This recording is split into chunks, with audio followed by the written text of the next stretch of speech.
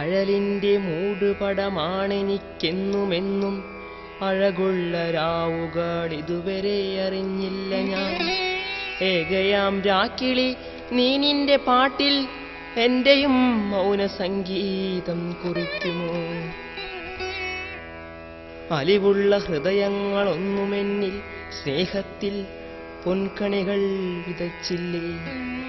പിഞ്ചുകരങ്ങളൻ മാറിലൊതുക്കി ഞാൻ ജീവിതത്തിൻ പാതയിൽ തളർന്നു വീഴവേ. ഒരു കൊച്ചു തെന്നലും എന്നെ പുൽകിയില്ല. ആർദ്രമായി വേണ്ടാത്ത ജാതയായി ഞാനിവിടം. നാളെ എൻ നാലുകെട്ടിന്റെ നിഴലുകളിൽ മങ്ങിയ മനസ്സിന്റെ സ്വപ്നങ്ങൾ നിറയുമോ? ജീവിതം ഭാരമായി, സാന്ത്വനം ദുഃഖമായി, അറിയാതെ കണ്ണുനീരിൻ ശ്രുതി അറിയുന്നു ഞാൻ. സ്വീകരിക്കില്ലൊരുവനുമെന്റെ ജന്മാവകാശത്തെ, സ്വീകാര്യമാം ദുഃഖത്തെയും. സന്തോഷത്തിന്റെ മഴയെന്നിൽ തുളുമ്പിയതുപോലുമില്ലെങ്കിലും സന്താപത്തിന്റെ പേമാരി എന്നെ എന്നും പുണർന്നിരുന്നു. പുലരിയുടെ മാറിലെ മാധുര്യമാം സൂര്യന്റെ കയ്യിലെ താപമോ, രാവിന്റെ നെഞ്ചിലെ കുളിരോ എന്റെ നെറുകയിൽ തലോടുവാൻ പിറച്ചുപോയി. ശ്രുതിപോയ പാട്ടിന്റെ താളമായി എന്റെ തേങ്ങൽ.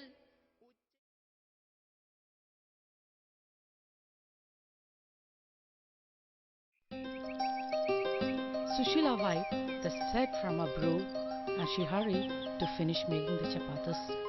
Her customers would soon be coming in for food. Sushila thought to herself that one had luck in life. She often thought of the small coconut husking factory she had worked until 6 months ago. She had to work hard till the end of the day, but at least she got 20 rupees a day. What bad luck that the owners sold the factory to the big shot from the country.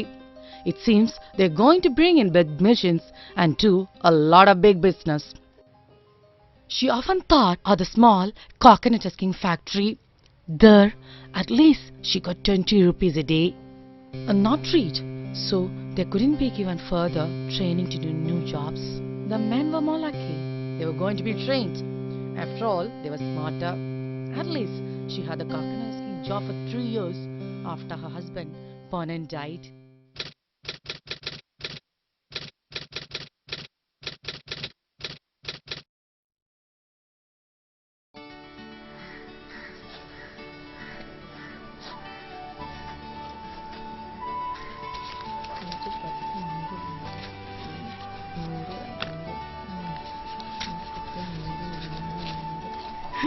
ഇന്നത്തെ collection കുഴപ്പമില്ലല്ലോ.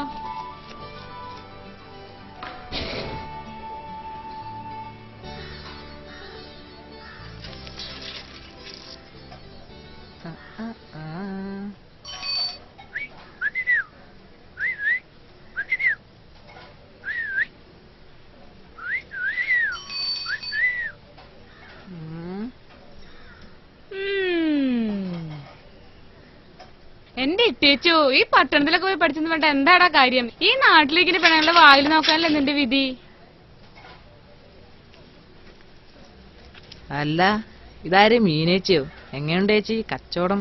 ആ, കച്ചവടമൊക്കെ നല്ലോണം തന്നെ പോകുന്നു. അല്ല, നീ ഇങ്ങനെ ചുറ്റിപ്പറ്റി നീ കടയ്ക്ക് വല്ല പെണ്ണുങ്ങളും കയറി വരുമോ? അതെന്താ ചേച്ചി അങ്ങനെ പറഞ്ഞേ?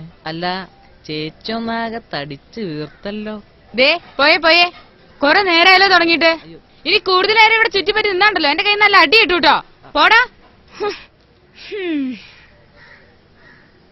എന്റെ അടുത്ത് അവന്റെ ഒരു ശൃംഗാരം.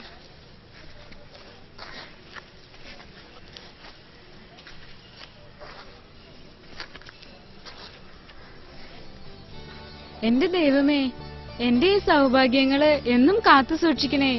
ഇന്നും നാളെയും മറ്റന്നാളും ഇതുപോലെ നിറയെ ആളുകൾ വരികയാണെങ്കിൽ നിറയെ കാശ് കിട്ടും.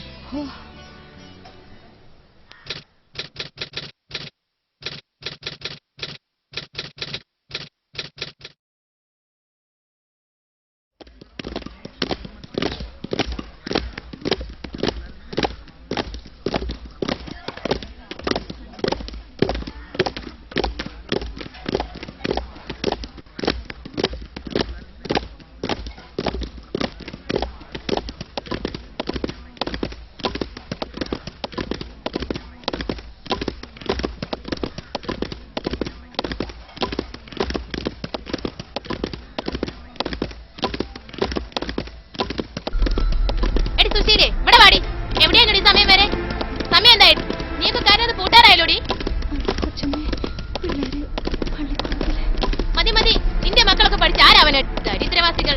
കഴിഞ്ഞു, ഇന്നത്തോടുകൂടി എല്ലാം അവസാനിച്ചടി. കമ്പനി വിൽക്കാൻ പോവാ. ഇന്നത് നോക്കാൻ ആള് വരുന്നുണ്ട്. എന്തോ നാടി പോയി പണിയെടുക്ക്. കമ്പനിയിൽ ഇനി മുതൽ യന്ത്രങ്ങളാവും എല്ലാം ചെയ്യുന്നത്. അപ്പോ നമുക്കിവിടെ പണി ഇല്ലാണ്ടാകും അല്ലേ?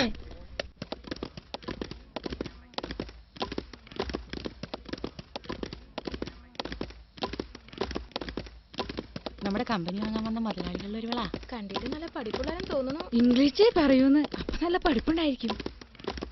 നാളെ മുതൽ നിങ്ങൾ ആരും ഇവിടെ പണിക്ക് വരേണ്ടതില്ല. ഇനി മുതൽ യന്ത്രങ്ങളാവും ഇതെല്ലാം ചെയ്യുക. വിദ്യാഭ്യാസമുള്ളവർക്ക് ഈ കമ്പനിയിൽ തുടർന്നും പണിയെടുക്കാം.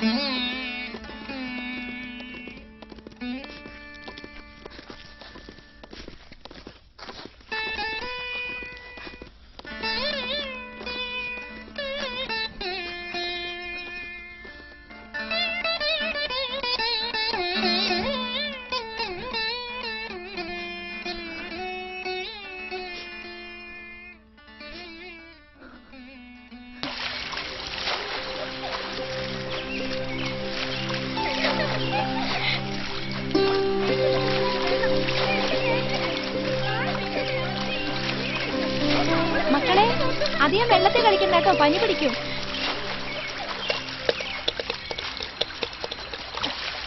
ആ സുശീലേ, എന്തു പറയുന്നു? സുശീലേ, സുഖാണോടി? വീട്ടിലെ കാര്യങ്ങളൊക്കെ എങ്ങനെ? സുഖം. അങ്ങനെയൊന്നും ഈ ജീവിതത്തിൽ ഉണ്ടാവും തോന്നുന്നില്ല. നീ ഈ കുട്ടികളെ കണ്ടു. വയറ് നിറയെ ആഹാരം കഴിക്കാൻ പറ്റുന്നില്ല അവർക്ക്. ഒടേ തമ്പുരാൻ കാക്കുന്നുള്ളൊരു വിശ്വാസം മാത്രം. ആ, എല്ലാം ശരിയാവുന്നല്ലാണ്ട് ഞാൻ എന്തോന്ന് പറയാനാ. എന്നാ ശരി വത്സേ, ഇനി നേരം വൈകിയ പിള്ളേര് പട്ടിണിയോ? കുട്ടികളെ, കളി മതിയാക്ക്, നേരം കുറയായി. വാ.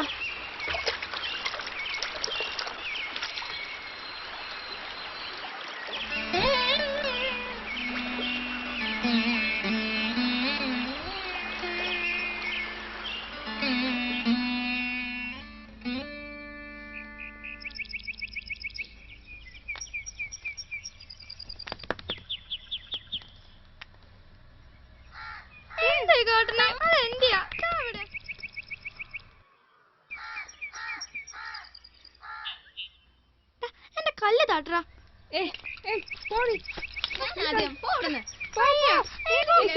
മക്കളെ, കളി മതിയാക്ക്. നാളെ പള്ളിക്കൂടത്തിൽ പോണതല്ലേ, വല്ലതും പഠിക്കണം. പോയി പഠിക്ക്.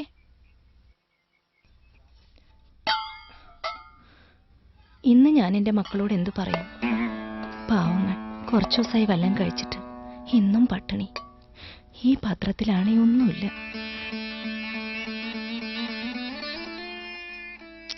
അമ്മ വിശക്കുന്നമ്മ, കഴിക്കാൻ വല്ലതും താ. ഇന്നലെ അമ്മ പറഞ്ഞതല്ലേ ഉറപ്പായിട്ടും വല്ലതും തരാമെന്ന്. കുഞ്ഞുമോളൊന്ന് ക്ഷമിക്ക്, ഇതൊന്നും ആവട്ടെ. മോള് ചേച്ചിയോടൊപ്പം പോയിരിക്കേ.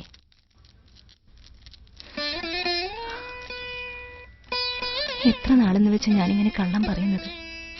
ആ ഫാക്ടറിയിൽ പണി ഉണ്ടായിരുന്നെങ്കിൽ ഞങ്ങൾക്ക് എത്ര പട്ടിണി ഉണ്ടാകായിരുന്നില്ല. ഏതായാലും മീനയൊന്ന് കാണണം.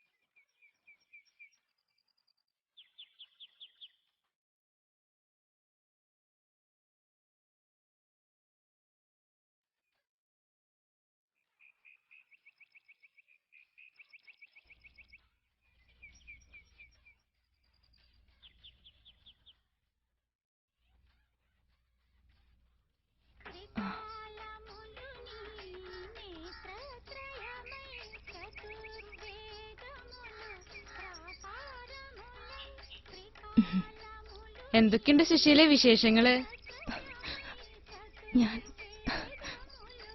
ഞാൻ മീനയൊന്ന് കാണാൻ വന്നതാ. പഠിപ്പില്ലാത്തോണ്ട് എന്റെ ജോലി പോയി. എനിക്കിനി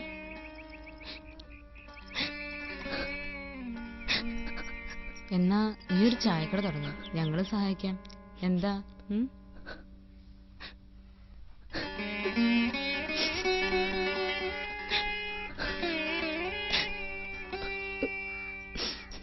ഒന്നുമില്ലേലും നീ എന്റെ പഴയ കൂട്ടുകാരിയല്ലേ?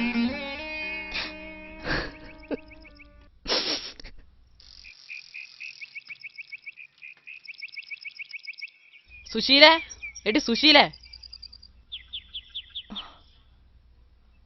കഴിഞ്ഞ ആഴ്ച അരി വാങ്ങിയന്റെ കാശ് കിട്ടിയില്ല. അതിനിടയ്ക്ക് നീ കടയും തുടങ്ങി. ഉവ്വേ, എല്ലാം മനസ്സിലാവണുണ്ട്. എനിക്ക് അരിയുടെ കാശൊന്നും വേണ്ട.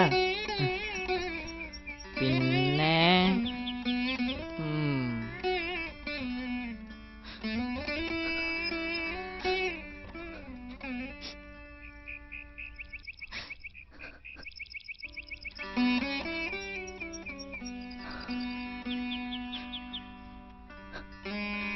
പൊന്നെ മരിച്ചതോടുകൂടി മക്കളും ഞാനും പട്ടിണിയില്ല. ഞങ്ങളുടെ വിധി. എന്നെ അച്ഛൻ പഠിക്കാൻ അയച്ചിരുന്നെങ്കിൽ ഒരുപക്ഷെ എനിക്ക് ഗതി വരില്ലായിരുന്നു.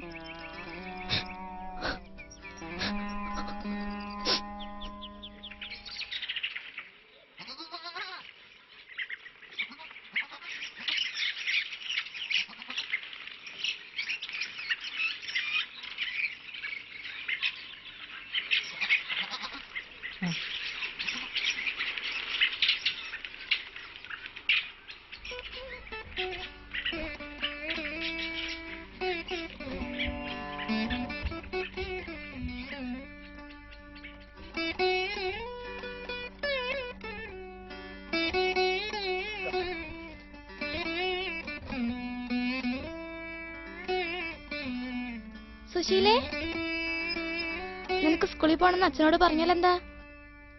അപ്പോൾ നിനക്കും ഞങ്ങളോടൊപ്പം സ്കൂളിൽ വരാൻ പാടില്ലേ? അക്ഷരം പഠിക്കാതെ ജീവിച്ചിട്ട് എന്താ കാര്യം സുശീലേ?